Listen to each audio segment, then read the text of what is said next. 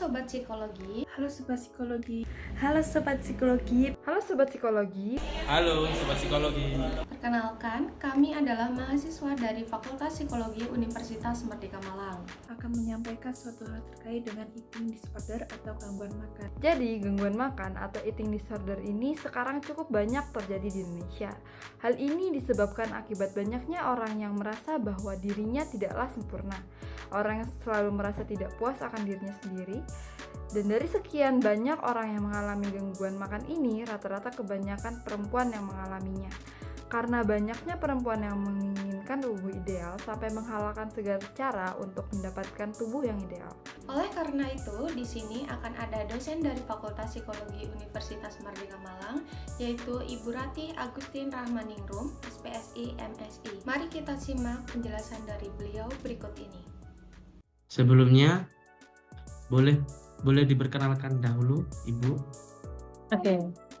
Selamat malam semuanya, nama saya Rati Agustin Rahmaningrum, SPSI MSI ya.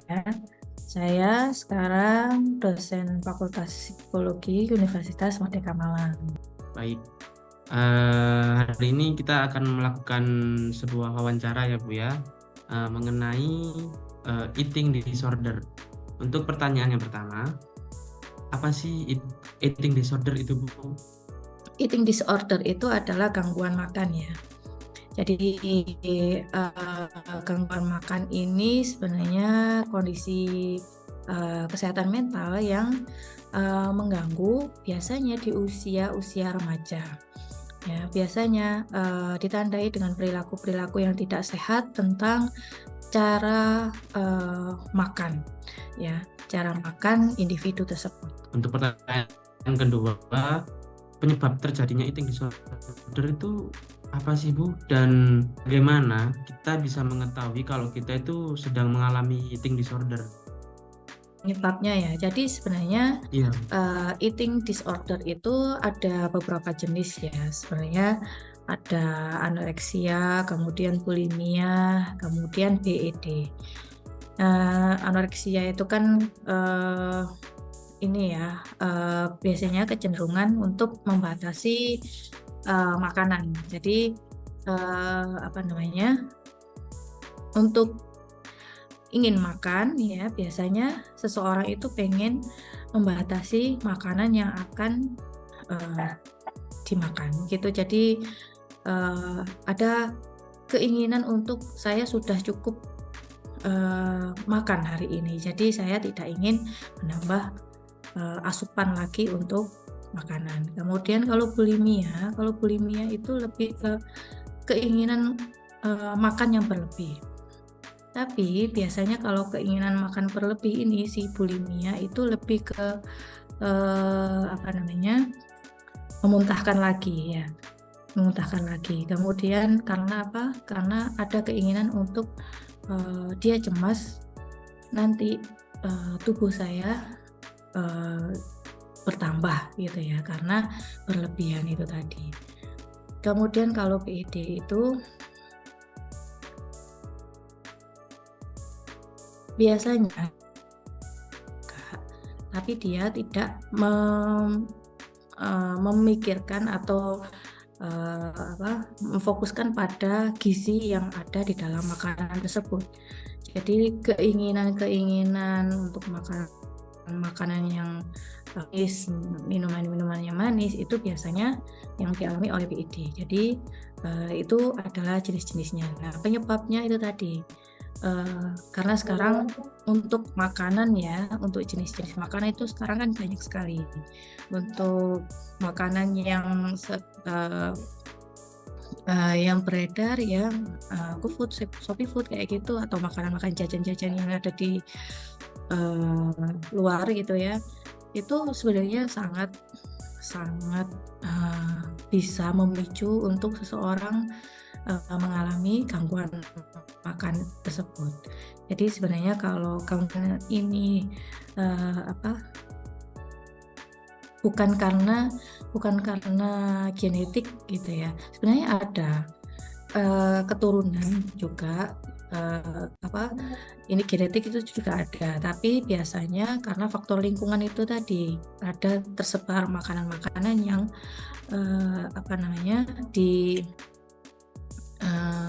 yang mudah didapatkan oleh seseorang itu. Jadi tidak bisa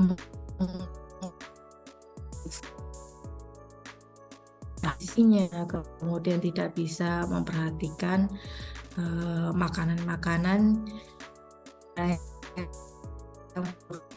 karena yang mengalami stres, cemas itu makanan itu mudah sekali karena dengan makanan-makanan yang enak, makanan-makanan yang manis atau makanan-makanan yang berlebih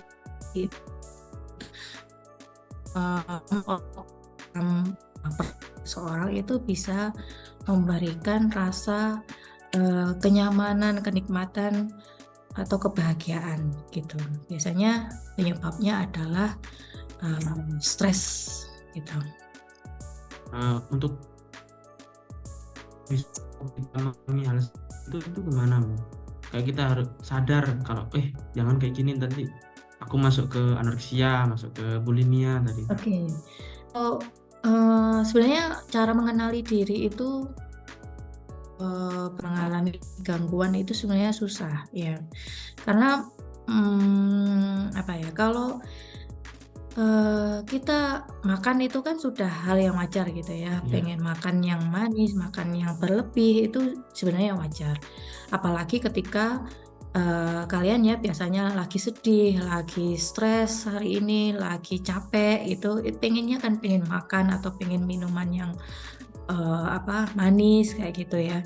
Nah itu biasanya sebenarnya wajar, tapi kalau sudah sampai ke tahap bahwa ini merugikan tubuh gitu ya, kemudian ini hal yang tidak wajar seperti anoreksia itu tadi, karena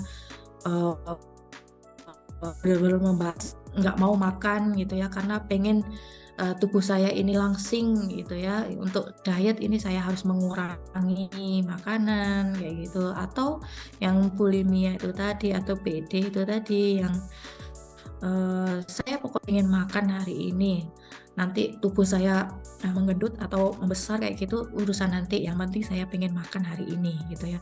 Nah itu sebenarnya kalau sudah sampai mengganggu tahap yang tidak wajar, itu harus segera dikonsultasikan ke yang profesional. Jadi benar-benar orang-orang di sekitar, atau mungkin kalau diri kita itu bisa mengenali, ya harus segera di stop itu tadi, atau orang-orang sekitar kita itu bisa memberikan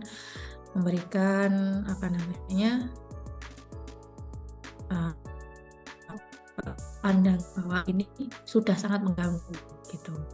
Nah, untuk nasihat dan takutnya nanti kalau kita menyampaikan secara kayak stop makan, kamu itu terlalu banyak udah gendut ini. Takutnya mereka malah tersinggung gitu. Tepat buat kita kasih nasihat itu gimana? Oke, sebenarnya gini, kita memberikan motivasi itu nggak harus dengan stop, terus kamu harus berhenti gitu ya.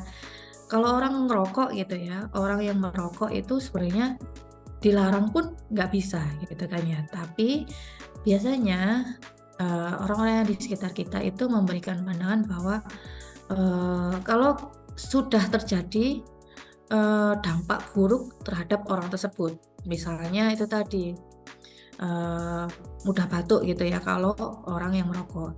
Kalau orang yang anoreksia itu biasanya lebih ke badan yang lemes, susah konsentrasi, kemudian darah rendah ya.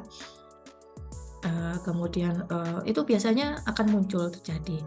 Nah itu biasanya kita hanya memberikan motivasi atau memberikan perhatian bahwa sebaiknya kamu makan deh ya, makan sedikit aja nggak apa-apa, atau mungkin kamu mungkin ini ya kita tahu gitu ya, badannya biasanya kan sudah terlihat ya, orang yang anoreksia itu kan badannya lebih kurus gitu ya dari orang normal gitu. Tapi kadang kita itu memberikan pengertian bahwa sepertinya kamu kok lemes ya, kamu kok eh, apa namanya gampang capek ya, mungkin kamu kurang makan, yuk kita beli makan, kita bareng-bareng makan yuk, kita beli buah yuk atau beli sayur kayak gitu. Jadi dukungan itulah yang sebenarnya penting. Tapi kalau untuk yang misalnya berat badannya yang berlebihan gitu ya, kita juga tidak bisa langsung menyebutnya kamu terlalu gendut kayak gitu ya, itu bisa menyinggung gitu kan. Nah caranya itu adalah olahraga yuk, kayaknya kita akan lebih sehat kalau kita olahraga. Jadi berikan saran-saran yang benar-benar positif, bukan yang memberikan judgement gitu ya, memberikan punishment bahwa kamu terlalu gendut, itu akan memberikan punishment buat seseorang. Jadi kita hanya memberikan stimulus bahwa oh iya, saya butuh olahraga, saya butuh makanan yang sehat kayak gitu. Seperti itu.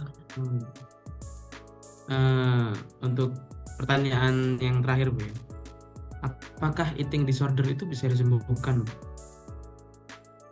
Kan kadang ada yang kalau Sebenarnya seumpama bisa. mereka nggak bisa mengenali diri kata ibu tadi, terus seumpama udah dibawa ke yang ahli tapi masih kambuh lagi itu gimana Bu?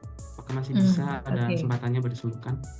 Bisa disembuhkan, pasti bisa disembuhkan ya, karena gangguan eating disorder ini ya, itu dari pola pikir mereka. Sebenarnya awalnya itu adalah pola pikir mereka.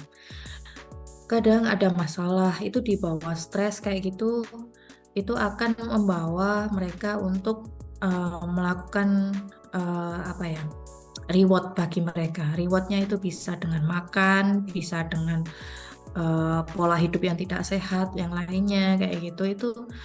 Itu awalnya adalah dari pikiran. Jadi kita harus menjaga pola pikir kita, mengontrol pikiran kita, bagaimana caranya kita itu ingin hidup yang sehat, yang benar-benar sehat. Kalaupun belum berhasil ketika sudah ke psikiater atau ke dokter misalnya ya, itu semuanya tergantung dari pikiran mereka. Saya nggak berhasil nih, saya kemarin sudah terapi dengan dokter ini, saya tetap pokoknya pengen diet. Nah itu sebenarnya dari pola pikir mereka ya, itu yang harus dibetulkan sebenarnya ya, bukan karena kita ingin berubah, itu karena pikiran kita sendiri. Jadi apa keputusan kita, apa keputusannya, apa yang kita pikirkan itulah yang akan menghasilkan perubahan itu tadi. Jadi sebaiknya yang perlu diarahkan itu adalah pola pikirnya, kontrol pikirannya, bahwa makanan tubuh itu sebenarnya ketika kita sehat, kita juga yang menikmati, kita memberikan nutrisi terhadap tubuh kita. Kemudian kita juga berikan dukungan itu tadi, dukungan yang penuh ya, jadi sesuai dengan apa yang diinginkan oleh si penderita tersebut tadi. Jadi didukung, kemudian gimana caranya mengontrol pikirannya, kemudian ajaklah ke perilaku-perilaku yang sehat untuk orang-orang yang di sekitarnya. Seperti itu. Baik Ibu, terima kasih atas waktunya. Segitu saja pertanyaan kami. Terima kasih Ibu, selamat malam. Oke, selamat malam. Itulah tadi penjelasan dari Ibu Rati. Untuk itu kami mengucapkan terima kasih kepada Ibu Rati karena telah menyempatkan waktunya untuk menjelaskan apa itu eating disorder. Nah, oleh karena itu, Sobat Psikologi, mari kita cintai diri kita dengan sebagaimana kita menjaga dengan baik tanpa harus menyiksa tubuh kita. Jadi, kita harus menerapkan self-love pada diri kita sendiri. Love yourself. Love yourself. Love yourself. Love yourself. Love yourself. Sekian dari kami, terima kasih and see you guys.